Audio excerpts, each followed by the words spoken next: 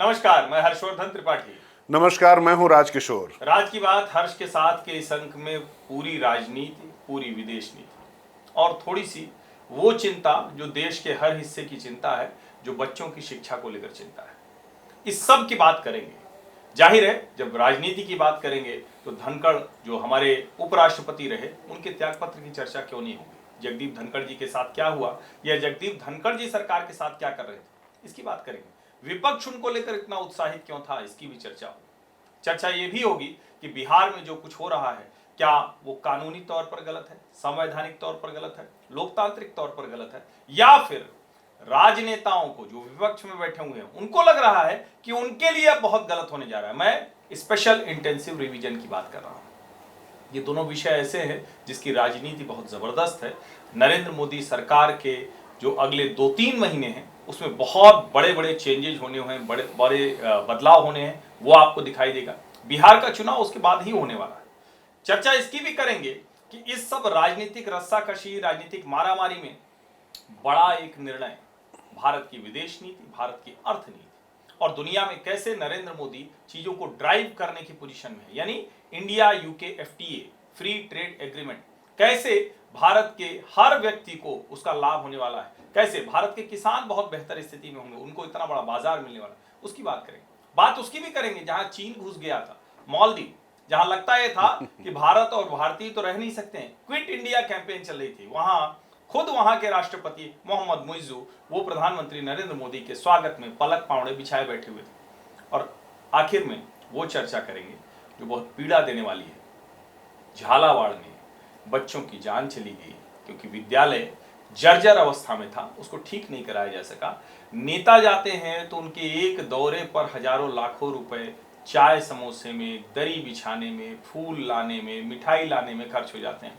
बच्चों के विद्यालय की छत नहीं बन सकी, बच्चे जान गंवा बैठे। इस सब की बात करेंगे, लेकिन शुरुआत सबसे पहले तो राजनीति से ही, क्योंकि बहुत उथल पुथल वाला हफ्ता रहा है। नरेंद्र मोदी के चुने हुए, नरेंद्र मोदी की पसंद अचानक झाड़ पोंछ कर निकाले गए समाजवादी, कांग्रेसी, इसलिए मैं कह रहा हूं कि जनता दल में पहले थे, 89 से 91 सांसद रहे वो, फिर कांग्रेस में आ गए, चुनाव हार गए, उसके बाद फिर हारे, फिर तीसरे स्थान पर चले गए झुंझुनू और अजमेर, और उसके बाद 5 साल के लिए वो विधायक रहे। मैं बात कर रहा हूं सीनियर एडवोकेट जगदीप धनखड़ जी की, जिनकी रीढ़ की हड्डी, जिनकी लोच को लेकर विपक्ष लगातार हंगामा करता रहा, जिनके खिलाफ महाभियोग प्रस्ताव लाया गया, जिनको लेकर विपक्ष आज कह रहा है कि अरे इतने अच्छे आदमी थे धनखड़ जी, क्या हो गया, जिनके इस्तीफे का रहस्य हर दिन नई कहानी लेकर आता है, उस पर हम बात करने जा रहे हैं। और वो रहस्य तो अब नहीं रह गया है, लेकिन कितना बड़ा एक, उसको कहते हैं ना कि कू जैसा तो नहीं कहेंगे, नरेंद्र मोदी के खिलाफ कू नहीं हो सकता, लेकिन विपक्ष को कैसे एक साथ लेकर मोदी सरकार के ही खिलाफ वो एक नैरेटिव बनाने में लगे थे। तो शुरुआत तो वहीं से करते हैं राजशोर। हाँ हर्षवर्धन, दरअसल समस्या यहाँ पर यह है कि राजनीति अपनी जगह है, लेकिन संवैधानिक व्यवस्था में वो नंबर 2 की स्थिति में थे। और मुझे लगता है कि अगर व्यक्तिगत तौर पे जो पूर्व उपराष्ट्रपति जगदीप धनखड़ की बात की जाए तो अपने राजनीति के, अपने करियर के चरम पर थे। और उन्होंने चाहे जिस समाजवादी काल की आप बात करें या फिर आप कांग्रेसी काल की बात करें, जो उन्हें भारतीय जनता पार्टी के युग में और बल्कि मोदी युग में मिला, वो कभी ना उनको मिल सकता था, अलब्ध था, कभी सोचा भी नहीं होगा कि वो देश के उपराष्ट्रपति बन सकते हैं। लेकिन उसके बाद भी उनका ऐसा बर्ताव, ऐसा क्यों? तो अब यहाँ पर 2 बातें जरूर कहना चाहूँगा हर्षवर्धन। ये बार बार जो झाड़ पोंछ के बाहर से लेकर लोग आए जाते हैं भारतीय जनता पार्टी में, तो ये एक समस्या लगातार बनती चली जा रही है, क्योंकि बोलते हैं ना कि आपने तत्काल कुछ दवा तो ले ली, लेकिन उसके जो साइड इफेक्ट्स हैं वो कितने खतरनाक होते हैं।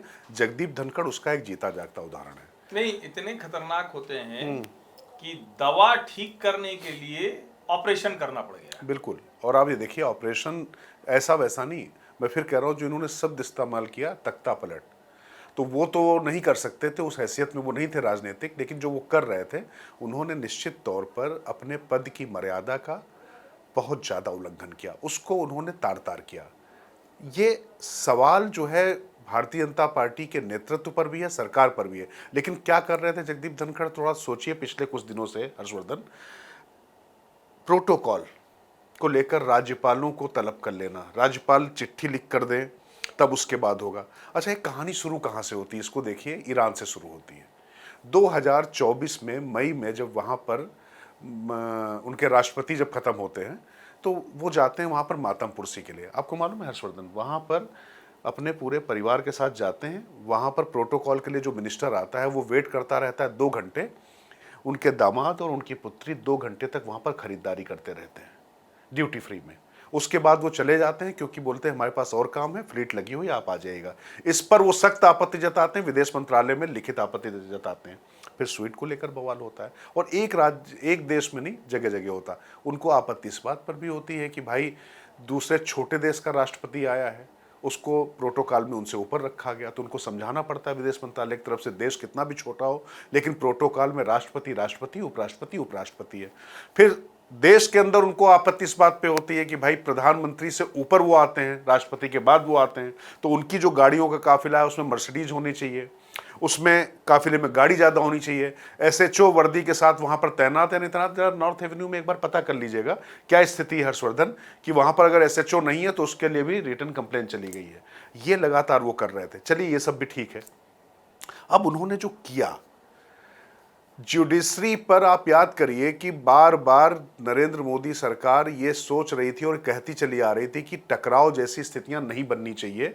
और संविधान संशोधन पे आपको याद है दत्ता जी का जो पूरा एक कार्यक्रम, उस कार्यक्रम में तो आप भी थे हर्षवर्धन, उसमें उन्होंने 2 शब्दों पर जो सेकुलर और सोशलिज्म शब्द पर जो आपत्ति की थी, उस पर जो है जगदीप धनखड़ ने लंबा चौड़ा बयान दे दिया। जबकि संघ का कहना, किसी सांसद का कहना, लेकिन मंत्री और उपराष्ट्रपति का कहना, मतलब सरकार जो है संविधान में संशोधन करने जा रही। 2024 के पूरे चुनाव में अगर आप देखेंगे, मोदी सरकार पर सबसे बड़ा जो आरोप था और उनके खिलाफ जो कैंपेन चला था कि संविधान संशोधन करने जा रहे हैं। अभी इस विवाद से बचना चाहते थे नरेंद्र मोदी, उसके बाद भी वो उस पर लगातार आगे बढ़ते गए। जुडिशरी में जिस तरीके से जस्टिस यशवंत वर्मा, हम और हर्षवर्धन और तमाम प्लेटफॉर्म पर, यहाँ पर ही नहीं, लगातार कहते चले आ रहे थे इस पर लगातार कार्रवाई हो, सरकार उस पर कार्रवाई कर रही थी। इम्पीचमेंट, लोकसभा में 155 सांसदों के हस्ताक्षर हो गए थे, अच्छी खासी प्रक्रिया चल रही थी। लेकिन बलिहारी तो हर्षवर्धन इनको भी देनी पड़ेगी, जो पूरा मतलब जेपी नड्डा और दूसरे जो लोग हैं, कि उनको पता ही नहीं चला किरण रिजिजू को कि वहाँ पर सीधे सीधे 63 सांसदों का जो है लिखित, 61 शायद 61 सांसदों का, 63 सांसदों का जो है वहाँ पर वो हो जाता है। तो ये जो बात कर रहे हैं ना तख्ता पलट के हर्षवर्धन, ये वही है कि संवैधानिक व्यवस्था में जब राज्यसभा के आप सभापति हैं तो आपको संसदीय कार्य मंत्री और जो भी सत्ताधारी पक्ष है उसके नेता सदन के साथ मिलकर ही सदन चलाने की जिम्मेदारी होती है। उसमें अपोजिशन लीडर का भी होता है, लेकिन आप सिर्फ अपोजिशन के साथ मिलते दिखाई पड़ते हैं तो आपकी मंशा पर प्रश्न नहीं होगा।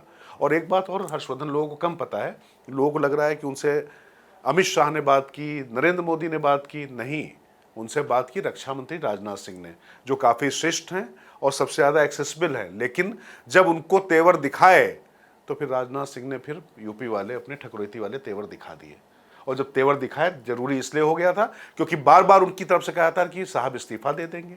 और आपको याद है कि 800 लोग की पार्टी भी की थी उन्होंने पत्नी के जन्मदिन पर 800 लोग की पार्टी उपराष्ट्रपति कर रहे हैं, उस पर भी सवाल किया गया तो उस पर भी बहुत तीखे जवाब दिए। उसमें ज़्यादातर विपक्ष के लोग थे। तो ये जो डिजाइन जो है आपको समझ में नहीं आ रही कि इसके पीछे कुछ था और आखिर ऐसा वो क्यों कर रहे थे, ये सोचने वाली बात है। तो मुझे लगता है कि जब चयन किया नरेंद्र मोदी सरकार ने उनका, नरेंद्र मोदी ने किया, उसके बाद ये जो परिस्थितियां आई हैं, ये बड़े सवालों को तो जन्म दे ही रहा है। नहीं, निश्चित तौर पर। और देखिए, 2 सबसे महत्वपूर्ण कारण, क्योंकि आप तो ढेर सारे कारण निकल कर आ रहे हैं, लेकिन 2 सबसे महत्वपूर्ण कारण, जब सरकार करप्शन के खिलाफ, विशेष करके एक सिटिंग जज पर करप्शन के गंभीर आरोप हैं, उस पर सरकार बहुत गंभीरता से आगे बढ़ती है। अमित शाह उस पूरे मामले को देख रहे थे, नरेंद्र मोदी खुद करप्शन के खिलाफ 10 साल की सरकार हो गई, कोई ऐसा दाग नहीं है, कोई ऐसा गंभीर आरोप नहीं है। और सिटिंग जज के खिलाफ कार्रवाई करना कितना कठिन होता है, उस पर सरकार सबको सहमति में लेती है। कपिल सिब्बल उसके खिलाफ एजेंडा चलाते हैं, सुप्रीम कोर्ट में याचिका भी डाल दी, उसके बावजूद किरण रिजिजू सबसे मिलते हैं, सरकार सबके पास पहुंचती है। और उस आउटरीच का परिणाम कितना सुखद रहता है कि पूरी संसद एक साथ है, कम्युनिस्ट पार्टी, राहुल गांधी, उन सब ने उस पर हस्ताक्षर किए। लोकसभा में वो प्रस्ताव आना था, लेकिन उससे पहले 63 विपक्षी सांसदों के साथ। इसको थोड़ा समझिए, क्योंकि बार बार जब ये ध्वनि आ रही कि सरकार को नहीं बताया तो आपको लगेगा क्यों बताए भाई, विपक्षी सांसदों ने हस्ताक्षर कराए, दे दिया।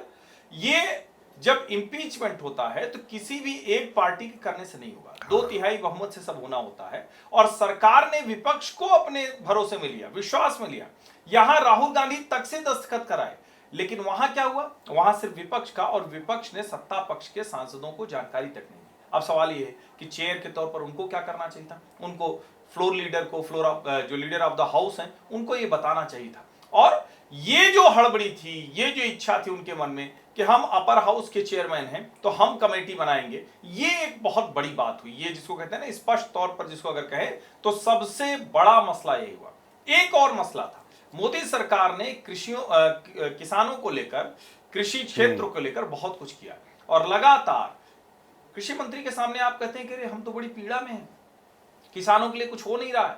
6,000 रुपए क्या होती है किसान सम्मान निधि, यानी जिस देश में प्रधानमंत्री किसान सम्मान निधि देश के करीब करीब 12-13 करोड़ किसानों को मिल रही हो, पहली बार नरेंद्र मोदी ने यह दुस्साहस दिखाया कि कहा कि हम किसानों की आमदनी दोगुना कर देंगे। हर काम, सॉइल हेल्थ कार्ड से लेकर इनैम तक काम करने की कोशिश हो रही, वहां आप इस तरह का ड्रामा कर रहे हैं। और ड्रामा मैं इसलिए कह रहा हूं कि आप उपराष्ट्रपति हैं, आपको अगर कोई चीज कहनी है तो कॉन्स्टिट्यूशनल दायरे में कहनी चाहिए। कई बार ये कहा जाता है, ठीक है, कि ये जो ऐसी कॉन्स्टिट्यूशनल पोस्ट हैं उनके लोग भी क्या अपने विचार व्यक्त नहीं करें, बिल्कुल करना चाहिए। लेकिन जिस सरकार ने आपको रखा है, जिस पार्टी ने आपको रखा है, जिस नेतृत्व ने आपको रखा है, अगर आप उसी को असहज कर रहे हैं तो ठीक नहीं। ये दोनों बड़े मुद्दे थे जो नरेंद्र मोदी के दिल के बहुत करीब थे, खुद वो इस पर बहुत काम कर रहे थे, और उस पर जगदीप धनखड़ जी ने उलट व्यवहार किया।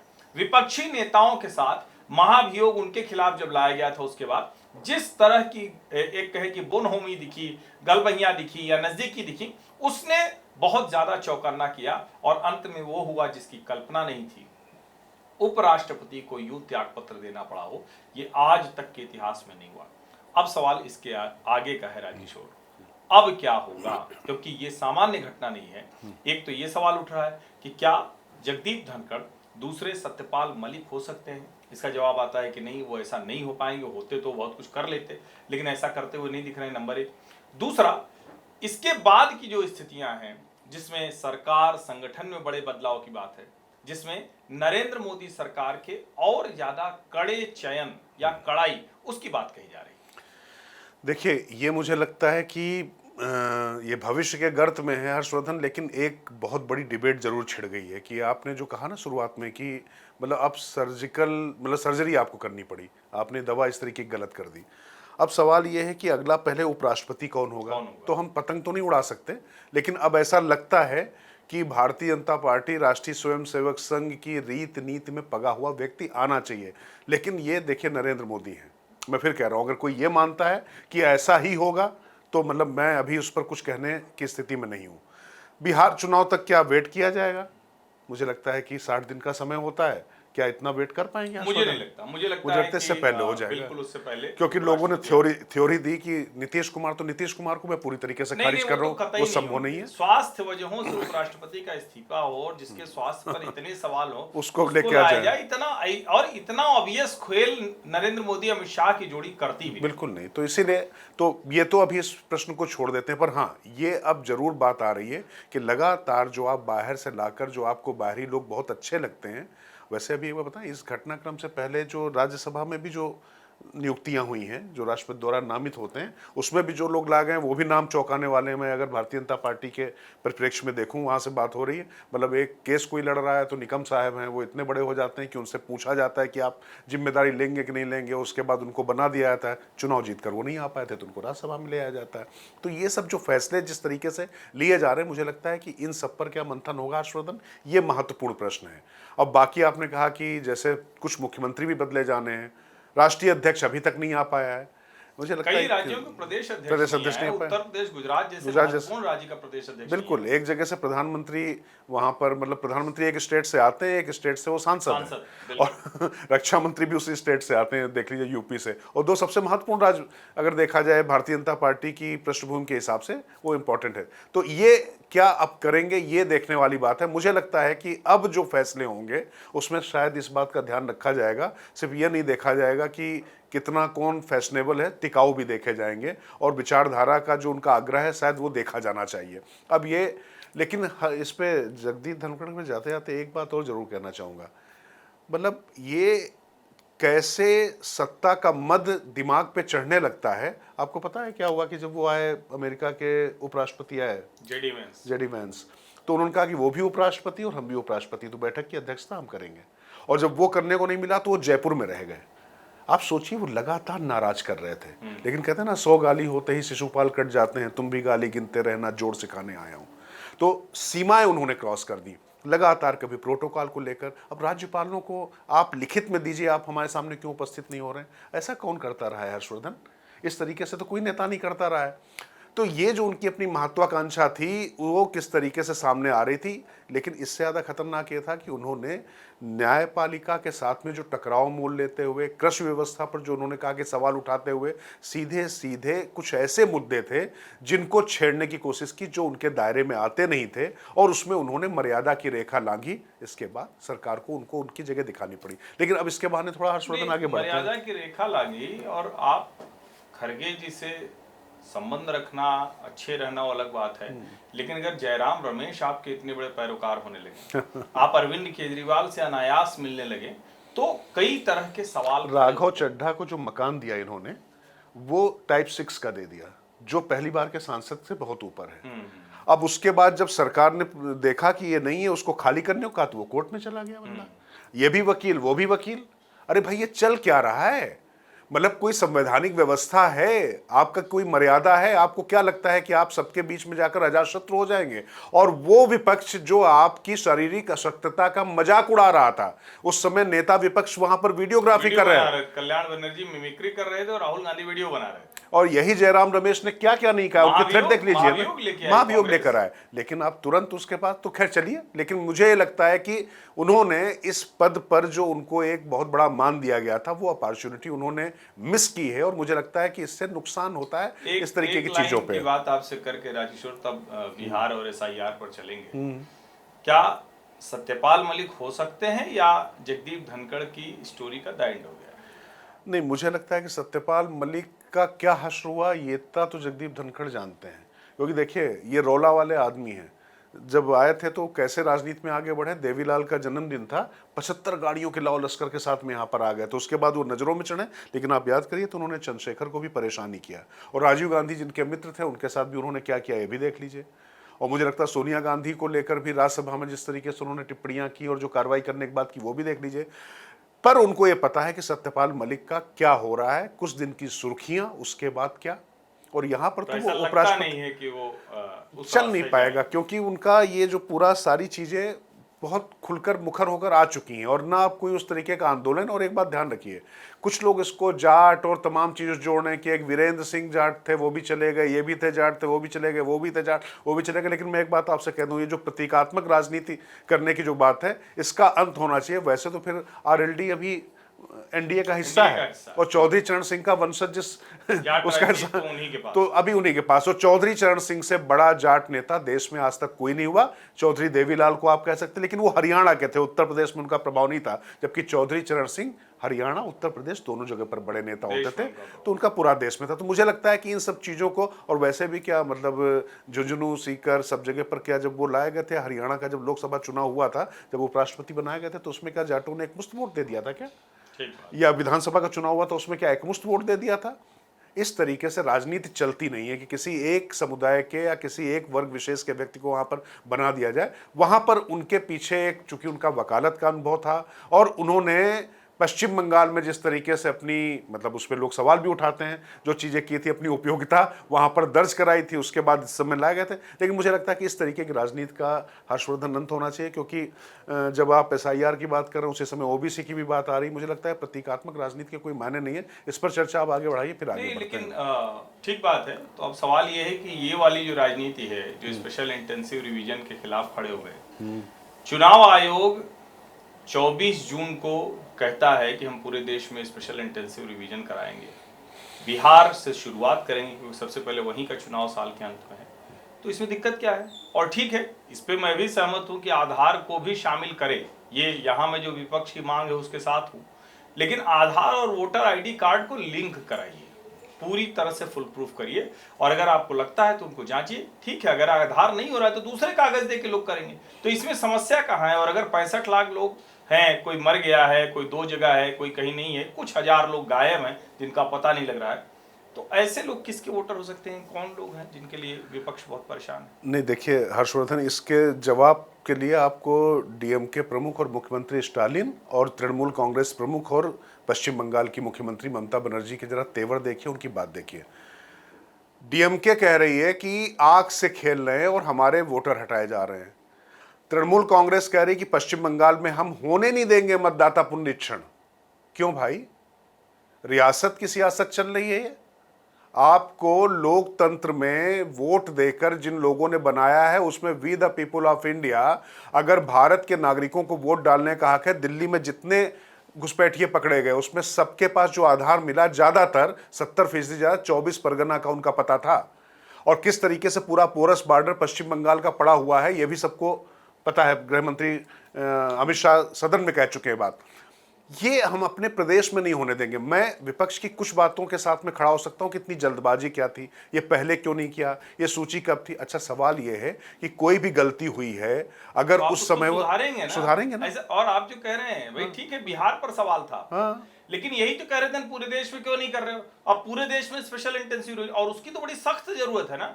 20 साल में, 10 साल में, 15 साल में कितने लोग नहीं रहते हैं? और जो नए लोग आए हैं बिहार में भी 2003 के बाद के मतदाताओं पर संशय है, और वो सामने आएंगे। कुछ लोग कह रहे हैं कि रोहिंग्या और बांग्लादेशी तो अभी नहीं मिले। अगर नहीं मिले तो ये तो पूरे देश की जिम्मेदारी है ना। ये क्या सिर्फ चुनाव आयोग या भारतीय जनता पार्टी की जिम्मेदारी है, या ये सिर्फ कुछ राष्ट्रवादी विमर्श के लोगों की जिम्मेदारी है कि वो आंतरिक सुरक्षा के खतरे पर बात करें? मुझे लगता है ये बहुत गंभीर मसला है, और चाहे वो ममता बनर्जी हो या स्टालिन हो, अगर इस तरह के सवाल खड़े कर रहे हैं तो जनता को यह भी देखना चाहिए कि किसकी पैरवी कर रहे हैं, किसके साथ हो खड़े हैं, किसको बचाना चाहते हैं, कौन वोटर लिस्ट से हट जाएगा तो उनको दिक्कत हो रही। मुझे लगता है ये बहुत गंभीर मसला है, और ये जो SIR प्रिंट करा के उसको डस्टबिन में डालना, डिस्पोजेबल बैग में, ये जो प्रक्रिया चल रही ये कतई ठीक नहीं है। ये मतलब बहुत खतरनाक है लोकतंत्र के लिए। वो तो दरअसल कागज फाड़ने की कुछ आदत हो जाती है हर्षवर्धन की। कागज पहले कभी जो है कैबिनेट नोट पढ़ा जाता है, कभी पढ़ा, बड़े घर के बच्चे ठीक जो है, है वो मतलब गुस्साते हैं, तो नाराज कुछ होते तोड़फोड़ हैं, शुरू कर देते हैं, बड़ा घर में बड़ा नुकसान करते हैं। हाँ, लेकिन अब वो बच्चे नहीं रहे, मतलब अब तो कुल मिला के उनसे कम उम्र है हमारी तुम्हारी। हमारे बच्चे जो है अब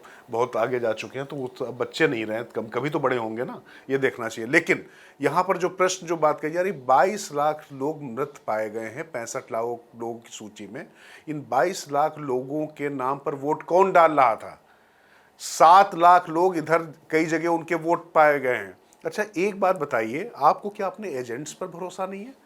मैं तो मानता हूं कि ये इतनी अच्छी प्रक्रिया है लोकतंत्र के लिए कि चाहे आरजेडी हो, चाहे जेडीयू हो, चाहे चिराग पासवान की पार्टी हो, चाहे उपेंद्र कुशवाहा की पार्टी हो, चाहे जीतन राम मांझी की पार्टी हो, या तेजस्वी या भारतीय जनता पार्टी की पार्टी हो, सभी लोगों के जो एजेंट हैं वो वार्म अप कर रहे हैं जाकर। मतदान और मतगणना से पहले मतदाताओं की सूची में उनकी बिल्कुल मुखर प्रखर भागीदारी है। सिर्फ बीएलओ नहीं है, 1.5 लाख से ज्यादा बीएलए हैं, और वो सब जाकर उनके साइन करवाकर कितने लोगों ने इस पे आपत्ति दर्ज कराई है। तो मुझे लगता है कि ये जो प्रक्रिया हो रही है, इस पे जो प्रश्न है कि इसमें क्या होना चाहिए क्या नहीं होना चाहिए, मुझे लगता है कि कल हर्षवर्धन सुप्रीम कोर्ट में जो इस पे सुनवाई है वो काफी निर्णायक फैसला उससे आने वाला है। ये तो रुकने वाली नहीं है। मुझे नहीं लगता कि उस फैसले में नहीं, बस वो प्रक्रिया पर कुछ सवाल प्रक्रिया पर कुछ सवाल उठाएगा, तो वो तो हम कहते हैं होना ही चाहिए। चुनाव आयोग अनक्वेश्चनेबल नहीं है, लेकिन ये जो बीएलए और बीएलओ हैं, ये जो लोग आपके राज्य में उसको ठीक कर रहे हैं, और हर पार्टी के उससे कहें कि मानसिकता से जुड़े हुए लोग हर जगह हैं, तो अगर कुछ गड़बड़ होती तो क्या वो ऐतराज नहीं जताते? और आपके अगर 1.5 लाख अलग अलग राजनीतिक दलों के बीएलए हैं, बूथ लेवल एजेंट, तो वो क्यों नहीं इसको ठीक कराते? और आप तो और कर सकते हैं। आपको लगता है कि आरजेडी के कार्यकर्ता कोई कम ऊर्जस्वित हैं? बहुत तेजस्वी, मैं तो मानता हूं कि सबसे ज्यादा बुखार है, मजबूत, सबसे ज्यादा शक्तिशाली, सबसे ज्यादा लाठी तो उन्हीं के हाथ में है। और अगर ममता बनर्जी और ममता बनर्जी और स्टालिन सबसे ताकतवर हैं, तो उनके मतदाताओं को कोई काट देगा ऐसा संभव नहीं। लेकिन अगर हिसाब किताब सही नहीं है, अगर कागज सही नहीं है, अगर आधार सही नहीं है, तब तो फिर हिसाब किताब गड़बड़ होगा। किसका? जिन्होंने अपना हिसाब किताब गलत तरीके से ठीक किया हुआ। इसलिए ये सारी लड़ाई, और मुझे लगता है कि सर्वोच्च न्यायालय को बहुत ज्यादा हो तो उसकी मॉनिटरिंग कराइए, उसकी डे टू डे या कुछ दिनों पर करिए। और देखिए बिहार में भी जो कुछ हो रहा है, 1 अगस्त से 1 सितंबर, ये आपका जो भी एडिशन, डिलीशन और रेक्टिफिकेशन जो भी आपको चाहिए कर सकते हैं। तो आप वहां उसके साथ खड़े होइए। बिल्कुल। सर्वोच्च न्यायालय चाहे तो ये कह सकता है कि हम प्रति सप्ताह एक समीक्षा करेंगे, देश भर की मतदाता सूची का शुद्धिकरण आवश्यक है। और एक चीज जो सरकार ने पहले कहा उससे पीछे हट गई है, मुझे लगता है कि आधार को वोटर आईडी से लिंक करिए। बिल्कुल। इस देश में एक व्यक्ति का 2 जगह मत नहीं होना चाहिए। अगर वो दूसरी जगह मत कराना चाह रहा है तो पहले एक जगह कटवाए, दूसरी जगह कराए। ये प्रक्रिया उसको खुद गुजरना पड़ेगा, तो करना ही पड़ेगा। और देखिए अभी जो बिहार की उसमें आया ही ना कि उनके वहाँ पर भी वोट हैं और यहाँ पर भी वोट हैं, पलायन कर गए, 18 लाख से ज़्यादा लोग वहाँ पलायन कर चुके हैं। तो ये सब आंकड़े आ रहे हैं, तो इसमें मेरे ख्याल से जो बीएलए हैं वो अगर थोड़ा इधर पीछे आगे पीछे हैं तो उस पर सवाल उठें और वो अपना सही कराएं। लेकिन अब इसके साथ में हर्षवर्धन एक बात और है, ये पिछड़े पिछड़े की बहुत बात हो रही है। तेजस्वी यादव उधर अपना वही राजनीति कर रहे हैं, इधर राहुल गांधी को अब ये भान होता है कि मतलब हमने बहुत बड़ी गलती की और ये नहीं कराया। एक बात बताइए मुझे, बिहार की अगर हम बात करें, बिहार में पिछले लंबे समय से मुख्यमंत्री पिछड़े, लंबा समय अध्यक्ष नहीं, पिछड़े, एकदम समय बोलिए, 35 साल से वहां सिर्फ पिछड़ी जाति का मुख्यमंत्री है। और अध्यक्ष, पार्टी अध्यक्ष बता पार्टी अध्यक्ष भी लगातार उसी जाति से आते हैं, ज्यादातर दलों के समूह से आते हैं। और नरेंद्र मोदी अगर पिछड़े हैं तो वो पिछड़े नहीं हैं क्योंकि वो भारतीय जनता पार्टी के हैं। ये वाला तमाशा आप जो करते हैं कि बीजेपी के साथ जो है वो नहीं है, ऐसा कैसे हो जाएगा? और अगर वो पिछड़ी जाति का होके भी पिछड़े नहीं है तो राहुल गांधी की जाति क्या है, जरा ये भी बता दीजिए। राहुल गांधी इसको एक एजेंडे के तौर पर इसलिए ले रहे हैं कि उनके पास अभी कोई आधार मतदाता समूह है ही नहीं। देश के चुनाव में तो फिर भी उनको मुसलमान मिल जाता है पूरे देश में, लेकिन जब राज्यों के चुनाव में वो जाते हैं तो उनको कोई दूसरा आधार मतदाता समूह नहीं मिलता। इसीलिए उनके निशाने पर ओबीसी और दलित जातियां हैं। लेकिन एक सवाल तो ये भी, ये जो कह रहे हैं कि ओबीसी और दलित, तो अब तो इसका भी कुछ परिष्कार होना चाहिए ना। जैसे आप कहते हैं सवर्ण, तो ओबीसी में भी बहुत सी जातियां अब सवर्ण हो गई। अब ये तो कहने से काम नहीं चलेगा कि तेजस्वी यादव कहें कि यादव इंजन है बाकी सब डब्बा है, बोगी है। ऐसे कैसे चलेगा भाई?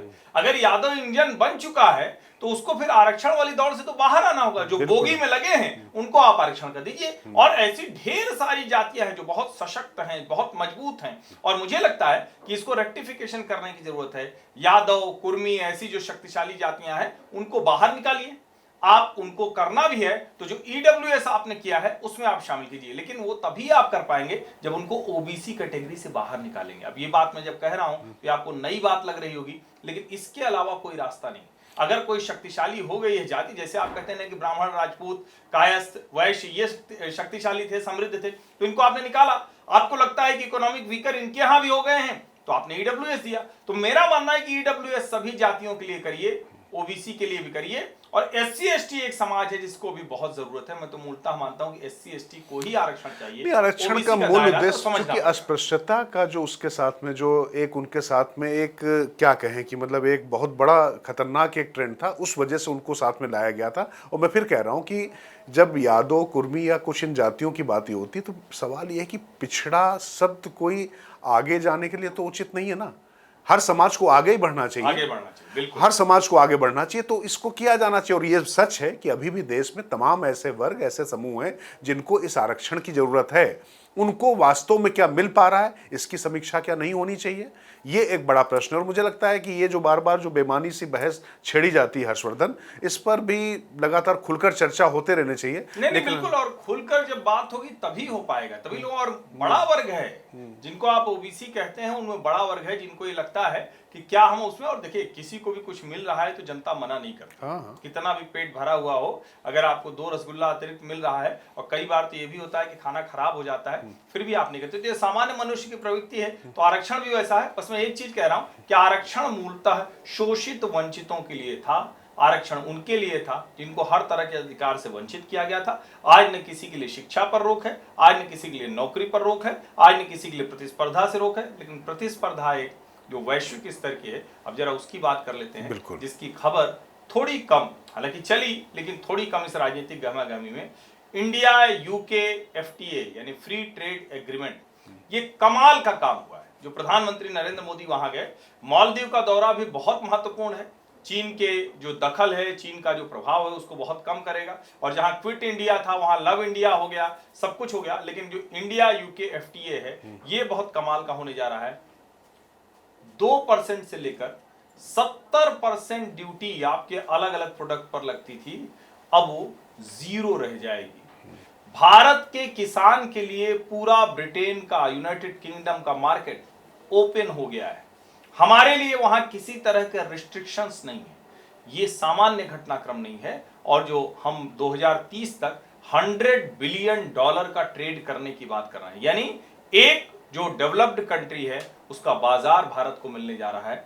Textile, animal, seafood, arms, ammunition, pharma, metals, हर तरफ हमारी कंपनियों के लिए बहुत सारी संभावनाएं। और भारत में जो कुछ अमीर लोग होंगे उनको लग्जरी गाड़ी भी ट्रेन की सस्ती मिल जाएगी, कुछ परफ्यूम सस्ता मिल जाएगा, कुछ और काम अच्छे हो जाएंगे। तो ओवरऑल कहें तो हमारे लिए बड़ी शानदार डील है। नहीं, अब देखिए 2022 में जब वहाँ मिस्टर कैमरन थे प्रधानमंत्री, तब ये समझौता होना, तो उन्होंने दिवाली तक अनाउंस कर दिया, लेकिन वहाँ कुर्सी चली गई। उसके बाद 4 या 5 शायद बदल गए वहाँ पे प्रधानमंत्री, 5 प्रधानमंत्री बदल गए, उसके बाद जाकर ये हो पाया। तो इसमें एक बात आप सोच रहे होंगे कि इसमें हुआ क्या। इसको ऐसे समझ लीजिए, मसाले जो भारतीय हैं वो वहाँ पर पहुँचेंगे। असम की और दार्जिलिंग टी, उस पर बहुत ज़्यादा वहाँ पर ड्यूटी लगी हुई थी। वो चाइना या जो दूसरी जगहों से वहाँ पर चाय जाती है उसकी तुलना में बाज़ार में अब थोड़ा सा कॉम्पिटिटिव मार्केट होगा, उसका फ़ायदा होगा। और आपको मालूम है $5.5 अरब का सिर्फ वहाँ पर सी फूड का व्यापार है। और हमारे यहाँ से जो हमारी जो मछलियाँ हैं, जो खासतौर से तमिलनाडु और आंध्र प्रदेश के जो मछुआरों के लिए बहुत महत्वपूर्ण होती है, उनके लिए वहाँ पर बाजार मिलेगा। सूरत या दूसरी जगहों पर जो कपड़ा जिसकी बात करें, तो ऐसे में अगर आपको गिनाना शुरू करूँ, बहुत लंबा बाजार है। हाँ ठीक है, वहाँ से भी बहुत सारी चीज़ें आई। अब ये दौर नहीं है, गिव एंड टेक का है। तो हमने भी अपना बाजार खोला, तो यहाँ पर भी कॉम्पिटिटिव मार्केट होगा। ठीक है, तमाम कोरियन कंपनी है और जापानी कंपनी है, तो इंग्लैंड की कंपनी है। के लिए अमेरिका के ऊपर भी दबाव बने। एग्जैक्टली, इसका फायदा एक और है हर्षवर्धन, एफटीए भारत के साथ करना है तो उसमें भी दबाव बनेगा और भारत अपनी शर्तों पर करने की कोशिश कर रहा है। वो कब तक कितनी सफलता मिलेगी, क्योंकि ट्रंप भी बहुत परेशान है और चूंकि अब इतने रास्ते खुल गए हैं कि ट्रंप को भी सोचना पड़ेगा कि भारत के साथ वो ट्रेड डील कितने समय तक टाल सकते हैं। क्योंकि देखिए, ब्रेक्सिट से निकलने के बाद जिस तरीके से तमाम 70 देशों के साथ इस तरीके के समझौते कर रहा है वो यूके, अब यहाँ पर ये देखना पड़ेगा कि जो यूरोप के जो दूसरे अन्य देश हैं उनके लिए भी हमारा मार्केट खुला, उनके साथ भी एफटीए, दूसरे व्यापार के संबंध खुलेंगे। लेकिन अब हर्षवर्धन थोड़ा सा आते हैं फिर से भारत वापस, और उससे पहले ये ठीक है कि उसी मालदीव की जिसने आपने बात की थी कि क्विट इंडिया जो कहा गया था, वहाँ पर रक्षा मंत्रालय में नरेंद्र मोदी की फ़ोटो वहाँ पर लगाई जाती है। उनका जिस तरीके का इस्तकबाल, स्वागत होता है, मुझे लगता है कि बात ये दुंदुभी बजाने की नहीं है, शंखनाद करने की नहीं है। लेकिन हाँ, पड़ोसियों से संबंध अच्छे होने चाहिए। श्रीलंका, नेपाल और उसके बाद अगर हम बात कर रहे हैं मालदीव की, तो सबको समझ में आ रहा है कि भारत और चीन में कौन ज़्यादा उनके लिए रिलायबल, उपयोगी और उपयुक्त है। तो ये एक अपनी विदेश नीति की जीत है, उसका जश्न मनाइए। लेकिन इसका तो शोक मनाना पड़ेगा जो राजस्थान में झालावाड़ में हुआ है। ये भारत की तमाम उपलब्धियों पे इस तरीके का कलंक है, ऐसा टीका है कि वहाँ पर हमारे नौनिहाल जो शिक्षा का अर्जन करने गए हुए थे, उनके सिर पर छत गिर जाती है। और उसके बाद जब उन बच्चों की मृत्यु हो जाती है, कुछ घायल हो जाते हैं, उनको हॉस्पिटल लाया जाता है, तो वहाँ पर हॉस्पिटल पर सड़क बनते हुए जब दिखाई हुई तस्वीरें आती हैं तो छाती जो है फटती है। और निश्चित तौर से पूरी व्यवस्था, पूरे सिस्टम को लानत मलानत करने का मन करता है। और अगर आप सुरक्षित शिक्षा नहीं दे पा रहे हैं तो निश्चित तौर पर आपकी तमाम चीजों पर बहुत बड़ा प्रश्न चिन्ह है, सवाल खड़े होते हैं। और ये थोड़ा सा जो एक लाइन कही ना, मैं उसको और थोड़ा स्पेसिफाई करता हूँ, देश के भविष्य के सिर पर छत गिरी, ये आप समझिए। और ये मदन दिलावर जो वहाँ के शिक्षा मंत्री हैं, उन्होंने कहा कि हम सबका आप करवाएंगे। 200 करोड़ के बजट की बात कर रहे हैं। इतने बड़े राज्य में 200 करोड़ आप नहीं दे सकते थे। विद्यालय जर्जर हो गया, लोग शिकायत कर रहे हैं, उसके बाद भी वो नहीं बन पा रहा है। उसी क्षेत्र से वसुंधरा राजे जो लंबे समय तक मुख्यमंत्री रहे, उनका बेटा अभी वहां का सांसद है, आप लोग भी नहीं देख पाए। और भजन लाल शर्मा की सरकार अब निर्देश दे रही है, अब उन्होंने कहा है कि सब कुछ करेंगे, उसके पहले नहीं तय हो पाया। जियो निकला है कि जर्जर भवन वाले विद्यालयों में न चलाए जाए, लेकिन क्यों भैया, जर्जर होगा क्यों, उसको ठीक कराई, दुरुस्त कराई। और इस एक मोर्चे पर सभी राज्य सरकारें विफल रही हैं, इस मोर्चे पर बहुत विफल रही है। मेरा यह मानना है कि सरकारी विद्यालय तो पूरी तरह से ठीक होने चाहिए। प्राइवेट का अपना महत्व है और उसको मैं बिल्कुल गलत नहीं ठहराता, बिल्कुल प्राइवेट पहले भी थे, अभी भी हैं, अब और ज्यादा हो गए। लेकिन सरकारी विद्यालयों को बेहतर होना चाहिए। इस तरह से बच्चे अगर छत गिर जाने से दब कर मर रहे हैं तो ये बेहद चिंताजनक है। और उसमें भी राहुल गांधी को वही राजनीति आ जाती है, उसमें भी कौन मरा, किस जाति का है, कैसा है, वो चिंता होने लगती है। मुझे लगता है बहुत खतरनाक है।